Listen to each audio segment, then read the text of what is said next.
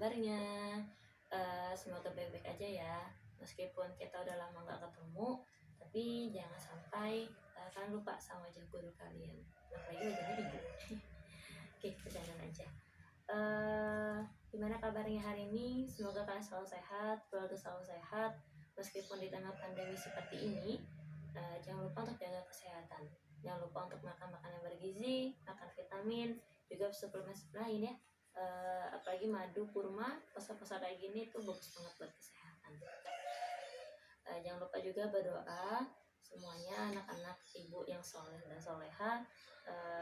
Berdoalah semoga pandemi ini agar segera berakhir. Kalau pandemi ini berakhir, kita bisa berkumpul lagi, kita bisa belajar bareng lagi, bisa diskusi, bisa ngobrol, bisa bercanda sama teman-teman seperti dulu lagi gitu, seperti aktivitas kita pada biasanya. Pada kesempatan ini, ibu sengaja bikin video ngajar secara langsung karena ibu pikir kalian pasti akan kesulitan kalau misalkan ibu kasih hanya materi ataupun hanya ringkasan materi dan tutorial untuk mengajarkan soalnya. Jadi ibu mau menjelaskan secara langsung supaya anak-anak ibu yang soleh dan soleha bisa lebih paham lagi materi yang akan kita bahas pada video kali ini. Sebelumnya izinkan ibu memberikan sedikit nasihat yang ibu dapat dari buku tadi. Ibu membaca buku ini, bagus banget.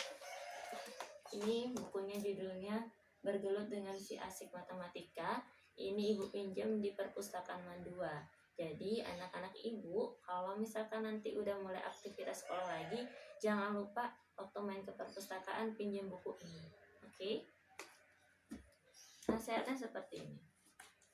Ini pas banget buat kita yang lagi diem aja di rumah. Berhentinya seseorang dari aktivitas adalah kelalaian. Kekosongan adalah musuh yang mematikan, dan kesenggangan adalah sebuah kemalasan. Serta kebanyakan orang yang selalu gundah dan hidup dalam kecemasan adalah mereka yang terlalu banyak waktu senggangnya.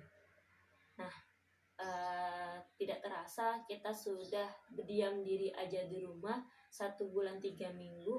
Jangan sampai banyaknya waktu senggang kita di rumah itu membuat kita terlena, lalai akan kewajiban-kewajiban kita.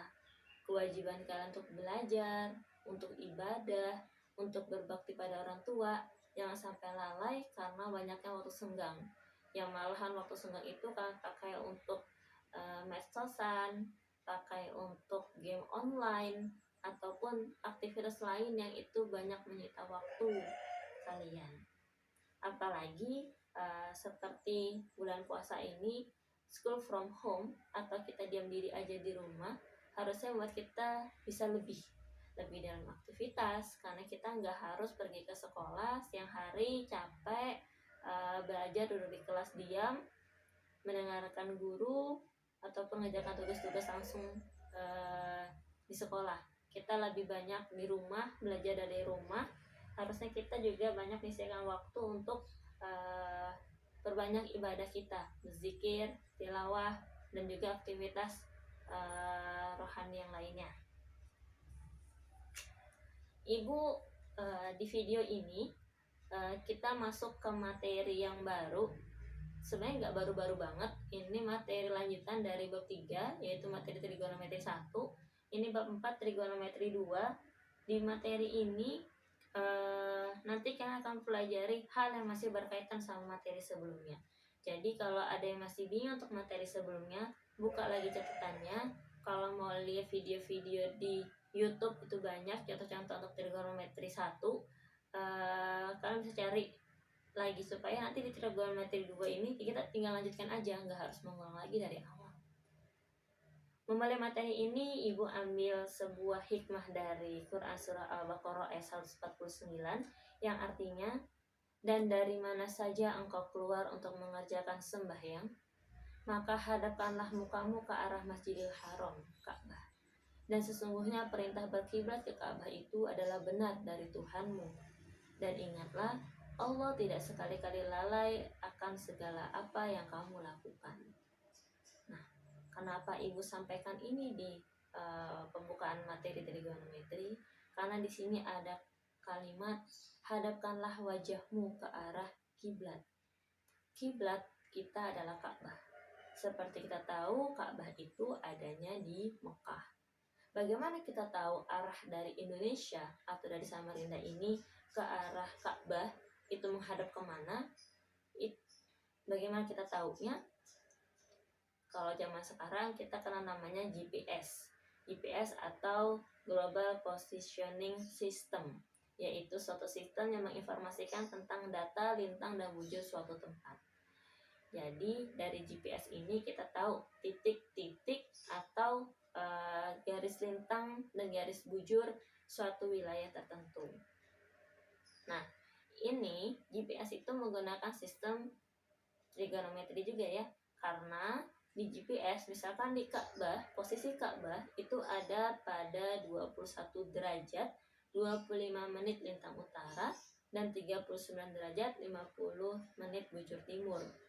Nah, ada kata derajat berarti berkaitan sama sudut. Sudut pasti berkaitan sama trigonometri. Kayak gitu. Oke, jadi sebenarnya trigonometri itu juga dipakai dalam kehidupan sehari-hari. Meskipun bukan kita yang menghitung ya, ada sudah orang-orang terdahulu, orang-orang cerdas, cendekiawan yang menghitung letak atau titik-titik dari suatu wilayah. Jadi kita bisa menggunakannya aja sekarang.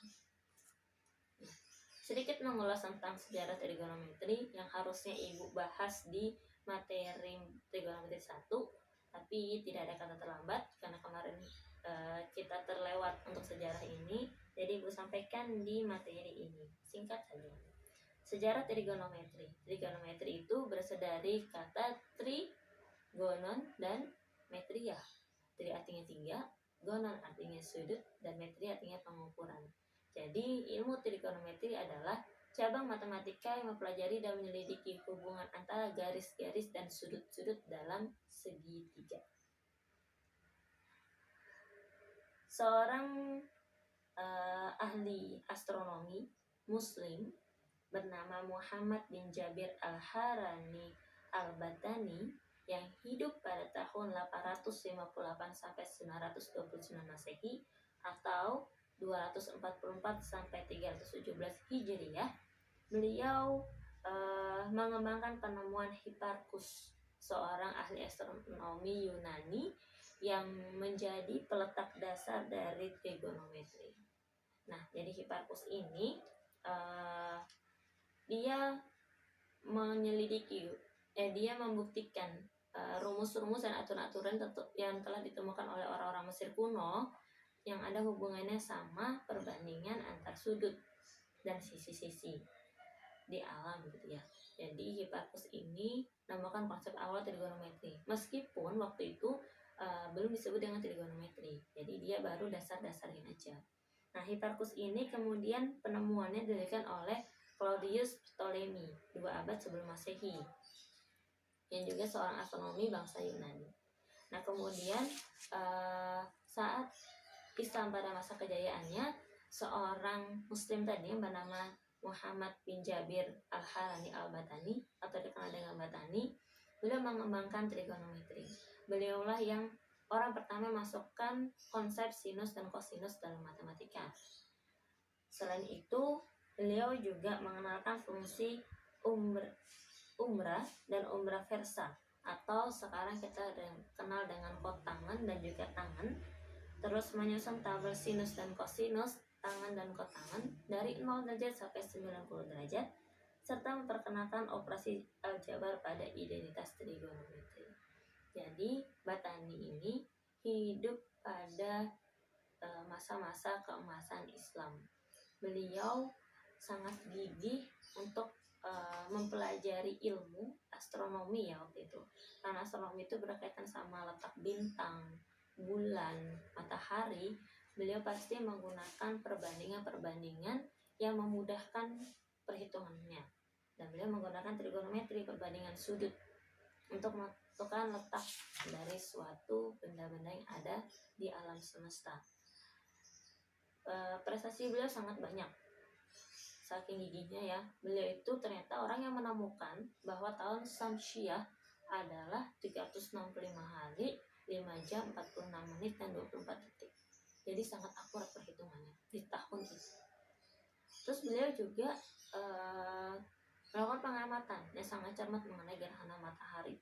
Jadi cincin pada gerhana matahari itu beliau mengukurnya adalah kemiringannya ya adalah 23 derajat 35 menit. Nah, sang matematika di ilmu astronomi. So, anak-anak ibu yang soleh dan soleha, seorang ilmuwan muslim dulu sangat semangat dalam mencari ilmu dan mengembangkan ilmunya. Beliau dikenal dengan nama Albertinius dalam bahasa Latin.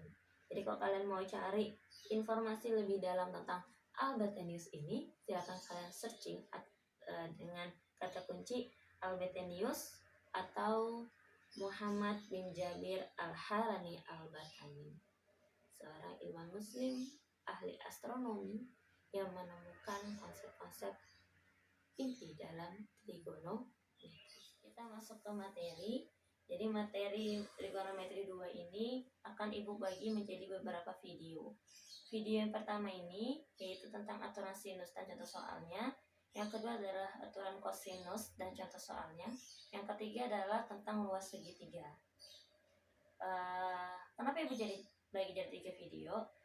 Yang pertama supaya kalian nggak bosan tentunya. Yang kedua supaya pembagian materinya lebih mudah. Jadi kalau kalian mau mengulang materi-materinya itu nggak terlalu susah. Mana tadi kalau saya aja satu video, mana tadi menit yang materi tentang ini. Jadi bagi-bagi jadi 3 video.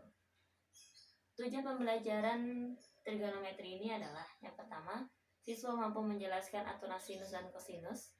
Yang kedua, siswa mampu menyelesaikan masalah yang berkaitan dengan aturan sinus dan kosinus. Kita mulai ya. Kenapa sih aturan sinus dan kosinus ini perlu kita pelajari? Ya, aturan sinus dan kosinus ini hadir untuk mengatasi ketidakberdayaan teorema Pitagoras. Teorema Pitagoras seperti kita tahu hanya berbicara tentang sisi dan sudut pada segitiga siku-siku. Nah, segitiga siku-siku ya. Segitiga siku-siku itu kan sudutnya 90 derajat. Misalkan ibu punya sebuah segitiga siku-siku. Maafkan kalau ini tidak lurus. Dengan panjang sisinya adalah 4, 3 dan sudutnya 90 derajat, maka berapa sisi miringnya?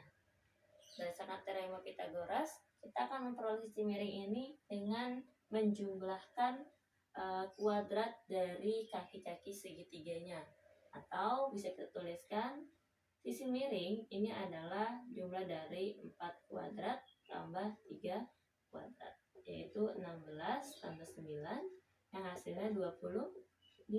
Dan jika diakarkan, akar 25 itu adalah 5.